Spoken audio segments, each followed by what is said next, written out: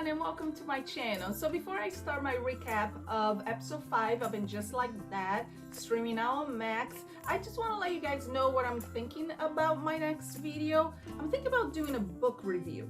Let me know what you guys think, because I don't see a lot of book reviews on YouTube. I see a lot of Instagram, you know, hashtag bookstagram, something like that.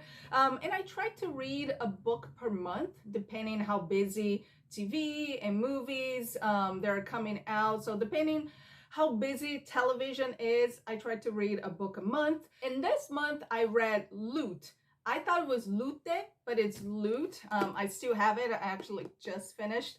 I binge on this book. I don't want to get too much into it because, like I said, I want to do a video about it and see how it does. Let's get to And Just Like That, episode 5. I have my notes right here. I usually do, you know, either couple by couple or character by character. So let's start with Miranda. She's kind of half shacking up with Che and half staying at her old place that Steve still lives there. But anyway, so she's waking up at 5 in the morning because she has a early class. And I thought, okay, what's early? Because if you're waking up at 5, is your class at 6 a.m. at Columbia? A 6 a.m. class? But no, but she goes home to feed Brady his breakfast. Yeah, she goes home to cook him breakfast. You actually cooking breakfast for your grown-ass son who, you know, is in the age to like go to college. He can cook his own breakfast. And then she wants to like carve a pumpkin and decorate the stairs and the apartment. And I was just like, she feels guilty. She's guilty parenting him. She just feels guilty because she blew up, you know, her family and their lives. So I don't know, I feel like she's just, what's the word? Cuddling? Yeah, she's like cuddling Brady so much, and that's not healthy. And what did I say in my last video? Was it my last video or second to last?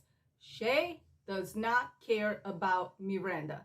The fact that they're having a little party get together with their friends, playing video games, smoking weed, getting high at 3:30 in the morning, while Miranda is in the next room trying to sleep, and they know that she has to be up at 5 a.m.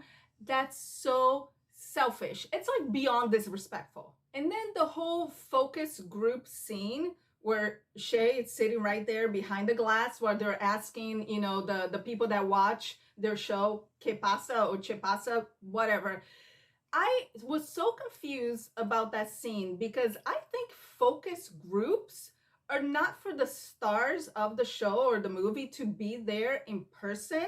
I think focus groups are for like producers and writers and creators of the show. So the fact that Che was there, I was kind of confused. I was like, where's your manager? Where's your agent? Because look, celebrities, they have a whole team around them, like a safety net team. Agent, manager, PR person, lawyers, that filters things like that, like a focus group feedback. They filter all of that. I remember there was an interview on Actors on Actor with Elle Fanning and Jen Ortega. And Elle Fanning is saying, she's telling the story that she did a casting for a movie. And she said it was like a father-daughter road trip movie. And she didn't get cast. And this, she only found out like years later. She was a teenager and she found out this years later. They didn't cast her because she was, in their words, unfuckable. And they ended up casting another actress. The rumor is that it was for We're the Millers, and they ended up casting Emma Roberts. But at the time, her manager didn't tell her that. So once again, her manager was her safety net for those casting comments. I think that maybe that whole scene was a nod to all the viewers, like the haters that have been hating so much on the Che character. I think the writers, and not even just the writers, but the director, if you didn't notice, who directed this episode was Cynthia Nixon, who plays Miranda. And then there's a zoom in on Che's face when they're saying all those, you know, negative comments about the show. They zoom in on Sarah Ramirez's face. So I wonder if that was on purpose to let us, the viewers, know, all the haters saying, see, that's how you guys make her feel. The good news is that Che and Miranda are on a break. Che said they need space and not just that night. They said that they need, a few days by themselves. So this might be the beginning of the end for our favorite couple, Che and Miranda. And Miranda finally come into her senses when she decides to roomie with Naya or crash at her place, a nice place, because Naya, finally says, "Oh, what's in Andre? Oh, Andre, it's not here because she's going through a divorce." So she says that Miranda can crash into Andre's music room. And since I think it was my last video, why doesn't Miranda ask one of her rich friends that have, probably 5 bedrooms in their, beautiful New York apartment, Charlotte? Charlotte probably has a beautiful guest room. Also, Miranda's not poor. She can afford a hotel room. But the whole thing is that Steve was the one that decided to find a place of his own. Remember last episode, they're doing their family therapy together, and then they're deciding who's gonna stay at the house, who's gonna find another place. And Steve says, "I'll find another place that's closer to my bar." He owns a bar. And I was like, okay, why hasn't Steve found a place yet? Because when they went to family therapy, that was during summertime because, the kids were away at camp. And now it's Halloween because they're like carving the pumpkin. So, Steve, come on, you couldn't find a place yet? Speaking of Steve and Miranda, I don't know why the writers didn't want to explore a polyamorous relationship, because Che, still married, and not just married because they say, "Oh, I'm just technically married on paper." No, you're still hooking up with Lyle, your husband. And then Miranda and Steve, I don't know why Miranda never gave him the option to be in a poly relationship. I don't know why the writers didn't want to explore that. I think that would have been a more interesting storyline for Miranda. And then all the ladies go to this Halloween party thrown by Charlotte. It's for charity, but they're all there. Some of them are in costumes, some are not. I don't have much to say about that scene, but the little shout out to Hamilton. Oh my gosh, I don't like saying that word. Hamilton. There you go, almost there. Because Lisa, she's dressed as the bride of Frankenstein. And Herbert shows up and he's in a suit. He's not, in a costume. And she said, "But I got you that George Washington costume." And I was like, ding ding, reference to Hamilton, because he was great at it. He played George Washington in the Broadway musical. He was a very hot George Washington. On Charlotte and Harry's side, their little story this week is that Rock was approached by a talent agency or modeling scout from Ralph Lauren. And I think that fit really perfect with Rock, because when I think about Ralph Lauren, I think about polo shirts and sweaters. It's more like, fancy sport-ish wear. And that's basically what Rock wears.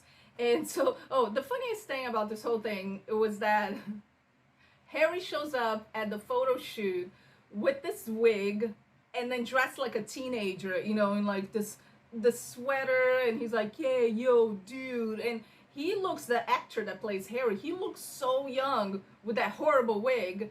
But I was like, oh my god, that's Harry. Like he really could pass as a teenager. Naya is entering her, single lady phase, and she's trying to meet guys. She's trying to meet men, and she doesn't know where to start. So Seema says, "I'm gonna take you to the best place to meet men." And they're like, "Where?" "A 5-star hotel lounge bar." Because, obviously a lot of rich men go to a 5-star hotel. And she says, she's like, they can't afford the room, they can't afford the drinks, so we're going there. So Carrie, Seema, and Naya, they go to this 5-star hotel and they're hanging out at the bar. Yeah, it is a great place to meet men because they can't afford the drinks, and you can order an expensive drinks. And what are they drinking? Like $20 Manhattans and Cosmos. You gotta be careful where you go, because if you go to like a dive bar and a guy approaches you and says, "Hey, can I buy you a drink?" you're not gonna ask for Johnny Walker on the rocks. You know, you have to be realistic. It happened with me once.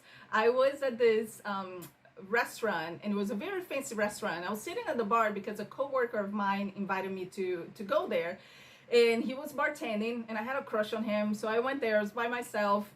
I think I was drinking whiskey and diet, but I was drinking either Jack Daniels or like the well whiskey. This man comes in and then he says, "Oh, hello, you know, blah blah, can I buy you a drink?" And he was having like a beer, and I said, "Yeah, I'll have a Maker's Mark on the rocks." I was like, I'm gonna take advantage of this because this is a fancy place. As we're talking, you know, I didn't ask him what he was drinking, but I think he was ordering like a second drink for himself. And he was drinking, it wasn't Coors Light, because I would remember if it was, but it was just like, not even a craft beer. It was probably like a Stella or Miller Lite or something like that. And I was like, why are you in a fancy place like this, drinking domestic? So Seema, she finds him in, and they go back to her place. And he tells her right up front that he has erectile dysfunction, and he needs, you know, a penis pump, you know, to get it going. And they're about to get it going, and I was so surprised how cool she was about it. She was so open-minded, not judgmental at all. She was just like laying there in bed. She's like, "Oh, okay, cool." And he's like tss, tss, tss, tss, like pumping the thing. And I love that this episodes of And Just Like That, we always learn, you know, something new about people of a certain age. I was wondering, like with ED, can you just pop a Viagra? And then they're like, boo, you know, the thing is like, it's up. I don't know why some men need the pump and some men just need the Viagra. So she's telling Carrie that she's going to see him again, that it was B+ sex, but she said the foreplay was good, and the cuddling after, she said the spooning after was nice, so she's going to see him again. And she's also telling Carrie that sometimes she doesn't even finish off, so she has to finish herself off.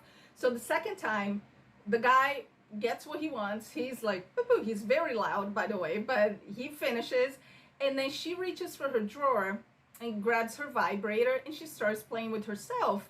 And then this man freaks out. He's like, what? No, not cool. Not cool. He gets dressed. He leaves. He's like, this is not cool. Not cool. And I was like, excuse me, sir? And she even says, like, your penis pump, it's in my dish rack right now, and you telling me it's not okay for me to use a vibrator? And I was so astonished by it because she still included him. If you notice, when she was like, you know, playing with the vibrator, she was laying next to him, she was rubbing his chest. And in the past, there have been times that I didn't, you know, okay, let's be real, I didn't orgasm. And the guy that I was with did not have a problem at all with me playing with myself, because I also, once again, was including him. I was kissing him at the same time. I was, you know, rubbing him and playing with him while I was playing with myself. So for this guy to like get up and say like, not cool, not cool. It's like, just because she's using a vibrator, like, get out of here. Like, kick him to the curb, Seema. Then we have Carrie, who I call in this episode Creepy Carrie, because who shows up unannounced at a man's apartment with this all-you-can-eat buffet lunch. She meets this guy when she's standing on the bike lane, and he's coming, you know, full speed with the bike, riding the bike, and then he crashes, breaks his wrist. She takes him to the emergency care, and that's how she knows his name and address, because he couldn't write, so she was filling out the forms for him. But she shows up unannounced, and I was like, what are you doing, Carrie? And I thought this man, George, was the perfect match for her. He could have been perfect. He's good looking, he's tall, he seems nice, successful, rich, so rich. His apartment, it's not even an apartment, it's a 2-level loft in Manhattan that looks like an art gallery. He has so much art on the walls around the apartment. I was like, this man, it's loaded. He's like perfect for Carrie. His downside on Carrie's POV. is that he's really busy with work. He has this app that he's launching. He's trying to do this presentation, or he has this presentation all set up with his partner, and they already sold 3 different apps in the past. That's why he's like loaded. And then while him and Carrie are making out, the partner calls him and say, hey, where's the presentation deck? And he's like, dude, oh, I'm sorry, I forgot. I'll get my assistant to send it to you right now. And then Carrie freaks out and like leaves and says that he's married to his work, or you know, she called his partner his wife. And I was like, Carrie, you being over dramatic. And I was like, for Carrie to just run off like that, not give him another chance, I was just like, not cool. She could have been more patient and once again meet up with him again after he was done with the whole, you know, launching the app thing. If you flip the gender roles, imagine if it was a woman, career focused businesswoman, she's launching this app, she's really busy with work, and then this man was like, nope, sorry lady, can't date you. You're just like, your mind is too into work, you're not paying attention to me. We would have a problem. Admit it. Let me know in the comments down below, what did you think? Did you think that Carrie overreacted about George's work and running off like that? And also, Che and Miranda, do you think this is the beginning of the end for them? And if you like this video, make sure you hit the thumbs up, subscribe to the channel, and also hit the little bell notification button so you don't miss any future videos. And I'll see you next time.